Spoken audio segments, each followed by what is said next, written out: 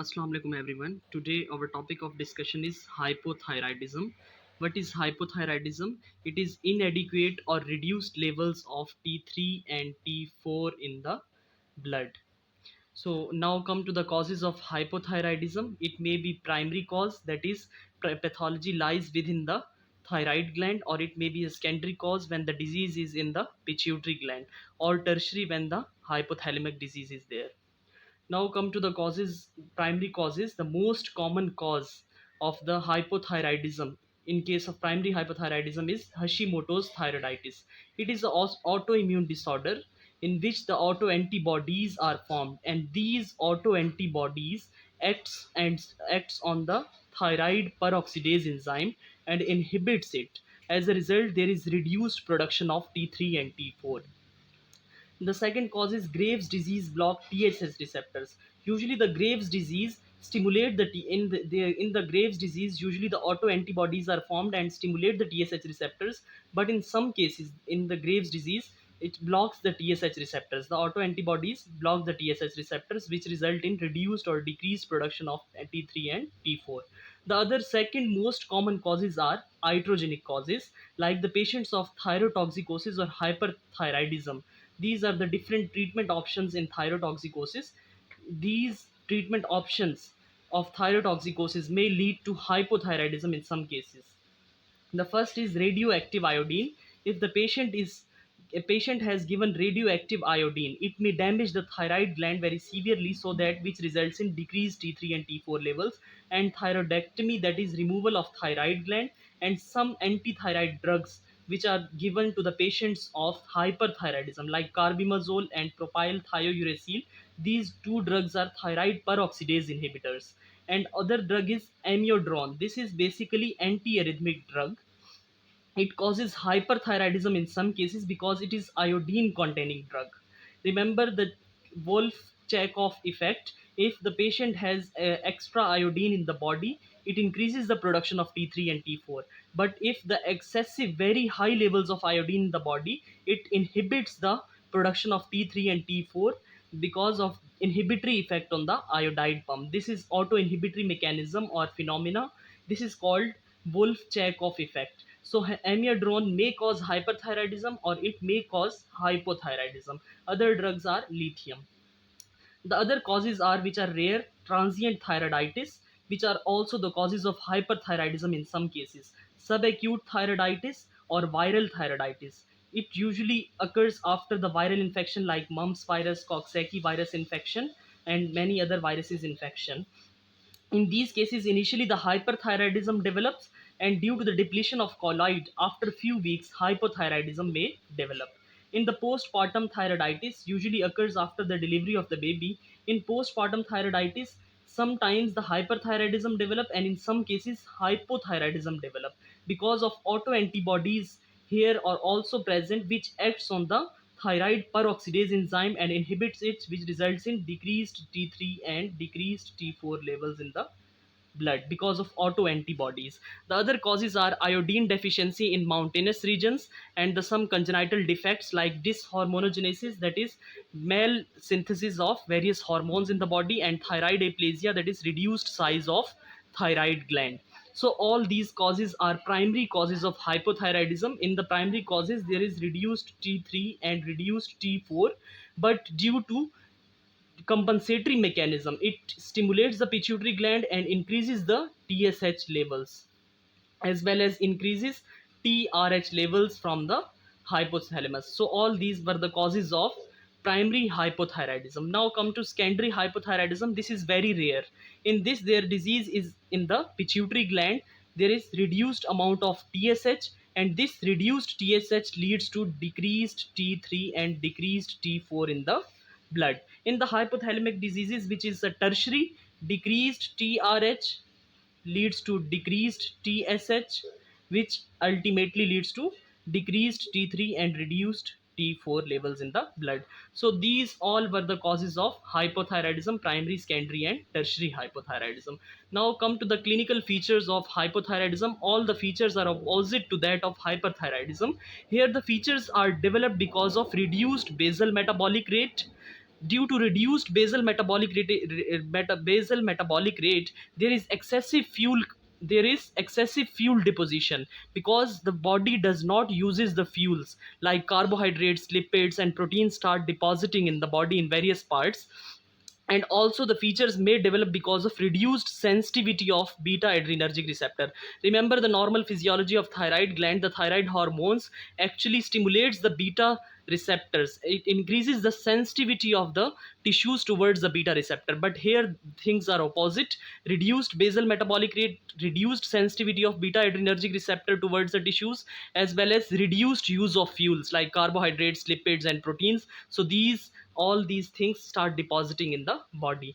Now come to the clinical features. In the CNS, the patient has the features of depression, as well as excessive sleeps or somnolence, and delayed relaxation of reflexes. These all features are opposite to that of hyperthyroidism. In very severe cases of hypothyroidism, the patient may develop carpal tunnel syndrome. In the carpal tunnel syndrome, there is excessive deposition of mucopolysaccharides in the near the carpal bones in the median nerve. As a result of compression to the median nerve, there is numbness and pain and tingling sensation in the thumbs, index finger, and ring finger, but the little finger is spared in these cases. So this was carpal tunnel syndrome, but this does not happen commonly. It is very rare. It is rare. And in the other features, like in the hairs becomes dry, and alopecia, that is loss of hairs from the body. In the cardiovascular features, patient develops bradycardia, that is heart rate below 60 beats per minute.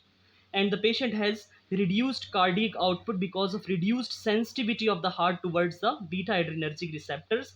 Here, the interesting thing is that the patient has diastolic hypertension. Why diastolic hypertension? Because of reduced sensitivity of the beta receptors, vasoconstriction occur. Normally, the beta receptor causes vasodilation, but here vasoconstriction vasoconstriction leads to leads to increased total peripheral resistance, which leads to increase in the diastolic blood pressure. And also the cardiovascular features are because of excessive and high levels of cholesterol and LDL in the body. As we have discussed previously, there is less utilization of fuel or cholesterol, carbohydrates, and lipids in the body. So excessive accumulation of cholesterol and LDL in the body leads to these cardiovascular features as well. In the GIT, the most common feature of hypothyroidism is weight gaining. Even there is reduced appetite. Patient has reduced appetite but gaining the weight, because as we have discussed previously, less utilization of fuel, that is carbs, lipids, and proteins start depositing in the body, which leads to weight gain in the patient. And the patient has constipation because of reduced GIT motility. The respiratory rate is low in these cases. The skin is dry and cold. It is opposite to that of hyperthyroidism, in which the skin was moist and warm skin. But here the thing is, the skin features are opposite, that is dry skin and cold skin. The patient has cold intolerance in hypothyroidism. Here the important feature to be remembered is dermal myxoedema or myxedema. It is basically the not a true edema, that is there is no deposition of fluid. Here the deposition of mucopolysaccharide and hyaluronic acid in various parts of the skin, like hands, feet, and the lower limbs. So the patient develops non-pitting edema in the lower limbs. And the muscles, the patient has muscle stiffness and generalized body ache and joint like arthralgia features as well. In the ears, because of deposition of mucopolysaccharide and hyaluronic acid in the auditory system, some patients may have the features of deafness. In the speech and voice, the patient has slurrish speech because of large size of tongue, and hoarseness and low pitch of the voice because of deposition of mucopolysaccharide in the glottis and epiglottis. Remember here the main facial features of the hypothyroidism. There is a loss of lateral side of the eyebrows, and there is a puffiness of face because of deposition of fuels in the face, carbs, fats, and proteins. And the patient has dull, apathic, and expressionless face. As we have discussed previously, the patient is very depressed in case of hypothyroidism. And patient has periorbital edema, that is edema around the orbit or around the eyes. Patient has palar face. Why palar face? Because of anemia, as well as because of vasoconstriction, because of decreased sensitivity of the tissues towards the beta receptor. So the patient has pallor face because of anemia, and also some patients has yellow lemon skin color because of carotenemia, excessive deposition of carotene in the skin. So all these are the features of hypothyroidism. Now come to hematology. The patient develops anemia. It may be microcytic, macrocytic, or normocytic. In the normocytic case, may be due to polymenorrhagia, excessive menstrual bleeding in females in case of hypothyroidism, and in a microcytic due to the malabsorption. So there is reduced levels of iron in the body, which leads to microcytic anemia.